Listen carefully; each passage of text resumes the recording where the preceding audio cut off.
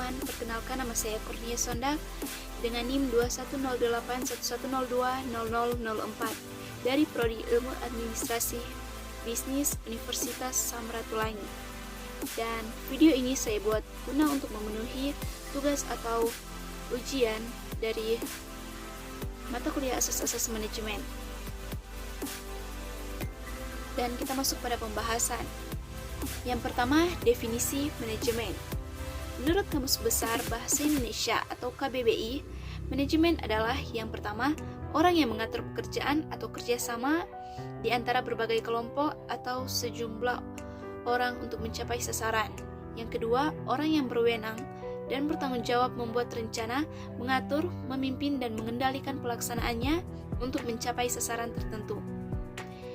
Menurut Peter Drucker, dalam buku The Principles of Management, manajemen adalah organ yang memiliki banyak tujuan untuk mengelola bisnis, serta mengelola manajer dan juga mengelola pekerja dan bekerja.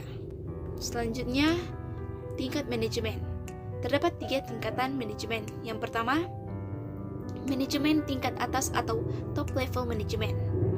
Manajemen tingkat atas ini adalah yang dimaksud para pimpinan organisasi, perusahaan seperti manajer-manajer dengan jabatan penting yang bertanggung jawab penuh dalam mengendalikan kegiatan di suatu perusahaan.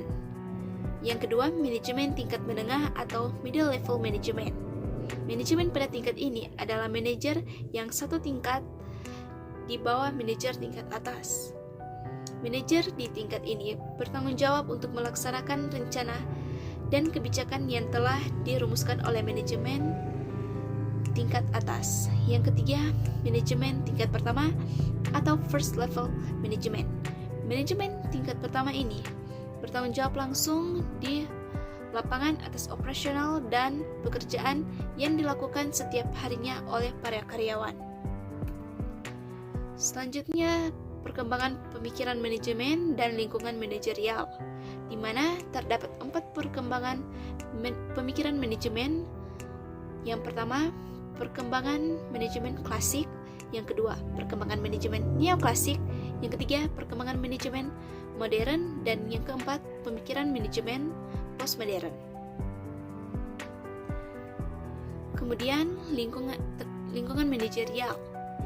Terdapat 4 lingkungan manajerial. Yang pertama, internal. Yang kedua, eksternal. Yang ketiga, global. Dan yang keempat, kultural. Selanjutnya, pemecahan masalah dan pengambilan keputusan. Pemecahan masalah. Menurut Polya, dalam RIT 2000 mengemukakan pemecahan masalah berarti mencari jalan keluar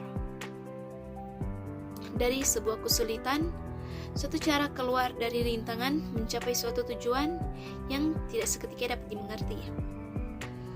Kemudian, pengambilan keputusan. Pengertian teori pengambilan keputusan adalah suatu pemecahan masalah untuk memilih satu alternatif dari beberapa pilihan alternatif yang tersedia. Selanjutnya, langkah pemecahan masalah. Menurut Kauro Ishikawa pada tahun 1988 yang dialihbahasakan oleh Nawolo Widodo, mengemukakan 8 langkah pemecahan masalah. Di antaranya yang pertama, menemukan masalah. Yang kedua, mencari sebab yang mengakibatkan masalah. Yang ketiga, menemukan penyebab utama. Yang keempat, menyusun rencana penanggulangan. Yang kelima, melaksanakan rencana penanggulangan. Yang keenam, evaluasi hasil penanggulangan. Yang ketujuh, standarisasi. Dan yang kedelapan, rencana selanjutnya. Kemudian terdapat pula langkah proses pengambilan keputusan. Terdapat 6. Yang pertama, identifikasi keputusan. Yang kedua, kumpulkan informasi. Yang ketiga, identifikasi alternatif potensial. Yang keempat, analisis semua bukti. Yang kelima, pilih opsi. Dan yang keenam, ambil tindakan. Selanjutnya, jenis pengambilan keputusan. Yang pertama, keputusan strategis. Keputusan strategis adalah keputusan untuk menjawab tantangan dan perubahan lingkungan dan biasanya bersifat jangka panjang. Yang kedua, keputusan administratif atau taktik. Keputusan administratif atau taktik adalah keputusan yang berkaitan dengan pengelolaan sumber daya, baik keuangan maupun teknik. Yang ketiga, keputusan operasional. Keputusan operasional adalah keputusan yang berkaitan dengan kegiatan operasional sehari-hari. Kemudian, perencanaan. Pengertian perencanaan adalah fungsi dasar manajemen karena organizing, staffing, tracking, dan controlling pun harus terlebih dahulu direncanakan. Hasil perencanaan baru akan diketahui pada masa depan. Perencanaan ini adalah masalah memilih, artinya memilih tujuan.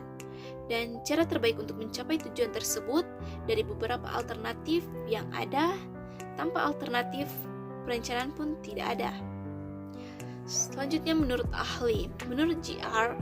Terry, perencanaan adalah memilih dan menghubungkan fakta dan membuat serta menggunakan asumsi-asumsi mengenai masa datang dengan jalan menggambarkan dan merumuskan kegiatan-kegiatan yang diperlukan untuk mencapai hasil yang diinginkan. Selanjutnya, pentingnya perencanaan. Terdapat 5. Yang pertama, perencanaan memberikan arahan untuk suatu tindakan atau tujuan. Yang kedua, perencanaan mengurangi resiko ketidakpastian. Yang ketiga, perencanaan mengurangi kegiatan yang tumpang tindih dan boros. Yang keempat, perencanaan mendorong inovasi dan kreativitas. Dan yang kelima, perencanaan menetapkan standar untuk pengendalian. Selanjutnya, terdapat jenis perencanaan, di mana terdapat 3, yaitu yang pertama, ruang lingkup, yaitu rencana strategis atau strategic planning. Rencana taktis atau tactical planning, dan rencana terintegrasi atau integrated planning. Yang kedua, tingkatan, yaitu rencana induk atau master plan, rencana operasional atau operational planning, dan rencana harian atau day-to-day planning. Yang ketiga, jangka waktu, yaitu rencana jangka panjang atau long term planning, rencana jangka menengah atau medium range planning, dan rencana jangka pendek atau short range planning. Selanjutnya, unsur perencanaan. Terdapat 5W plus 1H, yang dimana what atau apa yang dikerjakan. Dalam hal ini haruslah dijelaskan diperinci aktivitas yang diperlukan, faktor-faktor yang diperlukan untuk melaksanakan kegiatan tersebut supaya dapat tercapai. Yang kedua, why. Kenapa tindakan itu dikerjakan? Di sini diperlukan penjelasan dan ketegasan mengapa kegiatan itu harus dikerjakan dan mengapa tujuan itu harus dicapai. Yang ketiga, where. Di mana tindakan itu akan dilaksanakan? Dalam planning, harus memuat di mana lokasi pekerjaan itu akan diselesaikan. Hal ini diperlukan untuk menyediakan sarana dan fasilitas untuk mengerjakan pekerjaan itu. Yang keempat, when atau kapan. Kapan tindakan tersebut dilaksanakan? Diperlukan adanya jadwal, waktu, dan kapan dimulainya pekerjaan sampai berakhirnya pekerjaan itu. Yang kelima, who atau siapa. Siapa yang akan mengerjakan itu? Dalam perencanaan tersebut harus dimuat tentang para pekerja yang mengerjakan pekerjaan itu.